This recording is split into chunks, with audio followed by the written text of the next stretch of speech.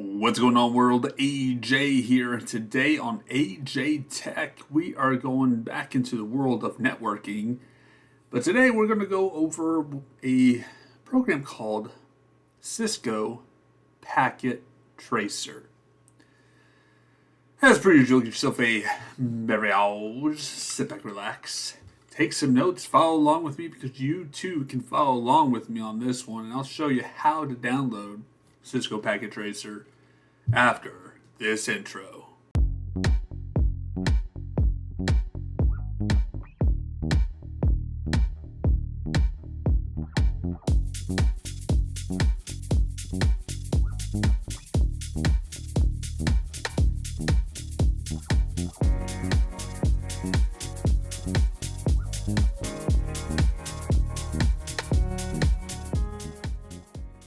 To begin with Cisco Packet Tracer, number one, pull up a web browser here to get you the Cisco Packet Tracer. So simply type it into the search web bar up here. First one up here, always best bet.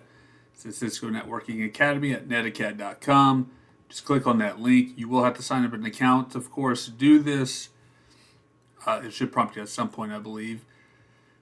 But what you'll do is you'll just click on one of their many free courses they have right here. Just pick one, and down here below says Module 1, download and use Cisco Packet Tracer.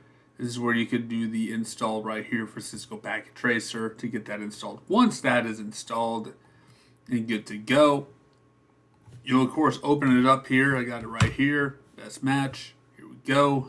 Take a minute for it to pop up here. There it is. Cisco Network Academy, Cisco Packet Tracer. Typically, it'll ask you to sign into this thing, and if it does prompt you to sign in, just sign into your Cisco account. That's free, and you can close out the web browser once it prompts you to do so. But this is where you can actually experiment, play around on building networking designs, equipments, testing, whatever it is you want to do in the world of networking. This is where you can play around with and experiment without breaking the actual hardware, which you could do that if you build your own home lab. But if you don't have the money to buy equipment or are able to get a hold of equipment for free or something like that, this is the next best option right here, is to just play around and build. Now, there's two things here. There's a logical build, which is where we're going to be at, and then there is a physical build. I believe you just click anywhere in here. There we go. There's your network closet. So what we'll do is we're going to go ahead and go into logical build, and we'll go click on the physical to show you how it's building out as we go. But first thing I start with when it comes to Cisco Packet Tracer is, of course, picking a router. We'll start with a router. We're going to just drop it in here like so. So there it is, your router. Next piece of equipment, hardware, is getting you a switch. Again, you can just pick whichever one's listed, but you just click on the bottom where I'm at right here. It'll drag you a switch right there, the 2960-24TT switch right there. So if we click on the physical, hey look, it's building out a network rack for you right here. You can just kind of hover over things and see how it all pieced together. You got your power supply up here. This is where your Cisco router is placed. This is your 24 port switch right here that's in the rack. So it kind of builds out a physical looking network rack on Cisco Packet Tracer. Now we want to get some equipment in here as well. So we're going to go to in devices right here. We're just going to pick up a couple PCs. We're going to throw one right there. And we're going to throw another PC right here. And let's just throw in a laptop down here. So we'll do 3 devices. Call it good for now, because we're just going to build out a basic home network pretty much right here. So next thing we'll need is to get connections. This lightning bolt right here in Cisco Packet Tracer, if you click on it, it'll give you different cable options right here. You can always click on the lightning one right here, just click to connect devices like so. And again, just simply just click on them. Doesn't matter which way they go. and then click on here as well. Now, if you notice, you may not have this feature turned on, but if I remember correctly, I think it's under Options, Preferences, Always Show Port Labels in Logical Workspace. I have that turned on, and that kind of shows you the port labels where they are at on each device. So, pretty cool, right? Pretty cool. I'm going to kind of space this out just a little bit more so. Now, the next thing we're going to do is we're going to configure this router right here. So, I'm going to go ahead and click on that router. Okay, we're going to go into configuration. Now, we can do it this way, but we're going to go to the command line interface here. We're going to hit enter to get started. First thing we're going to type in here, because we're going to do command line for this, is enable. We're going to enable the router. Now we're going to configure the router by doing configuration terminal, I believe is what the code is, but we're going to do conf T for configuration. Then we're going to do interface here. So we're going to basically configure port gig 0/0 is what we're going to do. So interface gig 0/0 is what we'll type there. Now we're into that port. So we're going to configure an IP address for this port right here. So we're simply going to type in IP address, and we're going to use the basic one, everybody has in their house, the 192.168.1.1. All right, that's the default gateway that we're going to set for this device here. So 192.168.1.1, and then we have to include the subnet mask, which is going to be 255.255.255.0. Hit enter, and that's in there now. And then to power it on, we're going to say no shut down for that port, and as you can see, lights it all up right there. So pretty cool. I'm going to click off of that. We're going to go ahead and go into the switch now. We're going to do basically the same thing in the switch. We're going to enable. We're going to go to conf T for the configuration terminal. Then we're going to do interface. Okay, make sure I get this right here. VLAN is what I want. Interface VLAN 1. There we go. And we're going to do IP address. This one you can just assign within the 192.168.1 range. But the number we're going to just pick, we're just going to pick 5 for that. So IP address will be 192.168.1.5. So, and then of course the subnet mask of 255.255.255.0. So, if you could tell on here, just so to make sense of this, the 255 is right here, is basically locked in place. So it's always going to be a 192.168.1 for the IP address, but default gateway will be, or the main network of the IP is going to be .0 at the end. Default gateway will be .1, which is what the router is, and then anything after that we could just go ahead and assign an IP address, except for I don't think you could use 255 because that's the broadcast IP address anyway, but we're going to keep it in the low number range anyway, so no worries there. And we're going to hit enter, and then we're going to no shutdown for that as well, and we're going to hit end on that, click through, so the switch is now configured. Now we're going to go to this first computer here. Actually, what I want to do, let's take some notes. So if you click on here, this little notepad up here, it's going to help us out here. I'm just going to put the IP address here, put default GW for our default gateway. Okay, the switch, we're going to do 192.168.1.5. That way we know that's what that one is. So that way, kind of just have them labeled here. It's pretty cool that you can just write notes and label what the IP addresses is for these devices. So we're going to go ahead and go here for this desktop computer. We'll go under desktop. I'm just going to click on IP configurations right here.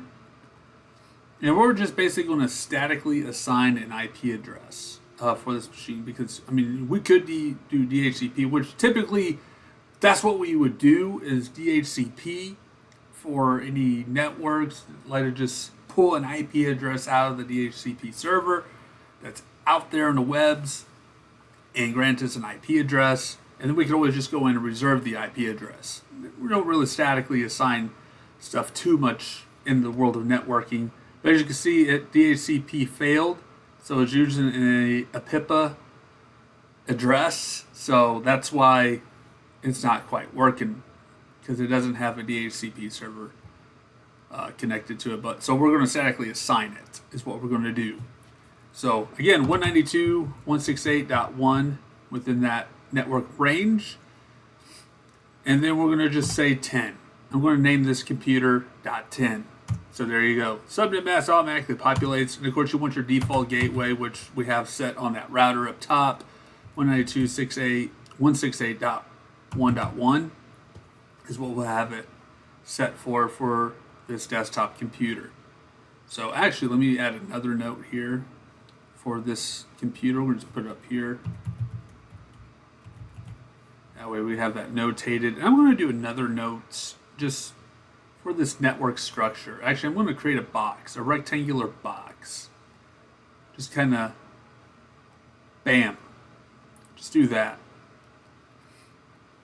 You don't have to do this, but that way you kind of separate it out, because I'm going to notate that this network is 192.168.1.0 with a 24 subnet mask. And yeah. Let me type in network here. There we go. Cool. So that's the network that we are working on. That's the main IP address that we're working through. So again, we want to assign all these devices something similar to that. Of course, the last digit right there could be whatever within the range, of course. Again, we're just building a simple home network here. Nothing too complicated, nothing too crazy for this video at all. So this is just basically just getting you started. Again, we'll go back into here. Of course, again, DHCP requests an IP address. If we do that again, it's going to do an PIPA address right there because it can't reach the DHCP server. So 192.168.1.20 is what I'm going to name this one. 6A.1.1 for default gateway. So that's set. I'm going to put my note here for this IP address down here. You don't have to do the notes, but it just helps out. And last but not least, the laptop here. Just because we want to be different, throw a laptop in there. We'll go ahead and assign this. We'll do a .30 at the end. Subnet mask automatically populates 192.168.1.1 default gateway. That is set. We'll go ahead and notate that laptop as well here. So there you go. So they're all basically connected now. So now the test to make sure things are working properly. There's a couple ways you could test this. And as you notice down here at the bottom, there's a thing called real time. So everything is done in real time. Or you can simulate it, which will slow down time for the simulation. So like, for example, let's just do real time. We're going to use command prompt, and we're just going to ping one of these IP addresses here. And let me just move it over here. So we're going to do a ping, which basically what it does, it tests the network connection, like a radar of some sort, just to make sure, hey, are you out there? I'm looking for this IP address. So for this one, we're going to go from that PC I clicked on to this one over here. So we're going to do ping 192.168.1.20, hit enter, and it comes back with a reply. So it's acknowledging, it is connecting, it is working, it is out there in the network. Now we're going to try the laptop as well, just to establish that it is working, doing the same thing. It's hitting, it's pinging it, we're getting response. Let's ping the switch here. Oh, shoot, I did a .115. Here's what it's going to do. It's going to time out on you. So it means it's not going to reach it whatsoever because there is no .15 out in the network. So that's a great example. So let's go back up, .5, pinging the switch here. Might take a minute here. It's thinking about it. Request timed out. There it goes. Now it's kicking through. A little bit slow on that. All right, ping the router. Testing the router connection, and it's good. So everything on the network is working properly. It is operating. But what happens, let's just say, for example, we throw this in DHCP. It gives us that pip address. So we're just going to turn that on. And now, let's try something different. We're going to ping from the router. Did you know you could do that through the command line here? So here we go. I'm going to end that there. All right, so we're going to do ping 192.168.1.20. Sending replies. Here we go. And it's thinking about it. It's thinking about it. 0% success rate. So there's a problem right there, and that's because we switched on DHCP for that laptop. Let's try pinging another machine just to test here. Do the laptop down here of the 192.168.1.30. Sending out 5 packets, success rate 4 out of 5, round trip. Excellent. So that works great. So going back into here to the terminal for command prompt, just kind of visualize again here. Ping 192.168.1.20, kind of showing from this side of things. It's not, request timed out. So we got to identify what's the situation, what's the problem here, what's going on with this computer, which we know what the problem is. That's because configuration is on DHCP for this machine. We're going to go back to static, and we're going to reassign that back to what it should be. Okay. Now if I go into the router, once again, I'm going to up arrow that. Up arrow again, .20, sending out the replies. Success rate 4 out of 5. So good to go now. We are back on the network, reconnected again. So that's Packet Tracer, everybody. And then the other thing I need to show you is, of course, the simulation mode here. So simulation, we're going to go ahead and click on this envelope up here. And we're going to click on this machine. And we're going to click on this machine to simulate. We're going to click play. So there it goes. Shows the envelope going to the switch. And then it's going to the other PC. And it kind of shows you step by step here what's taking place, the pathway, and the time frame it takes to get there. Now again, it slows things down pretty well here. All right. Still in progress, still going. And it kind of gives you statistics down here in the bottom too of in progress. And it checks out, they acknowledge one another that, yep, I got the packet. Should switch over to success rate here in just a moment. Yep, successful. That's what it shows down there at the bottom. So it gave us a success rate. So again, this is Packet Tracer. Go ahead and give it a try for yourself, or if you follow along with me on this video, it's pretty neat, pretty cool, pretty simple. Gives you a good understanding on how network operations are, and gives you the fundamental builds out. But you can get real crazy and build some wild network setups if you want, infrastructure-wise. But this is just basics. This is all I'm here to do, is to show you the basics and kind of get you started. So that being said, thank you guys so much for watching. Stay safe out there, and take care.